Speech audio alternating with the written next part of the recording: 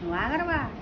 ఎంత చక్కని గొంతు నీది, ఎంత చక్కని ముఖం, ఎంత కొడుకు బాగు. ఆమె నన్ను కొడుతుంది. అమ్మా నేను నిజంగా ఆగరనేనమ్మా, రేటూరు నుంచి వచ్చానమ్మా అంటే ఎవరికా గులియా నన్ను చంపమని పంపించాడు. అబద్ధం ఆడుతున్నావు. గులి నన్ను చంపమను. గులికి లేదు, దేవుకి లేదు నన్ను చంపటానికి. దేవుడు ఉన్నాడు. మళ్ళీ మళ్ళీ తెల్లారు మా ఇంటికి వచ్చింది. అప్పుడు టీ తాగుతాను. టీ తాగుతాను కొబ్బరి. అమ్మ తర్వాత చీకుని అడిగింది కొబ్బరి వేసి.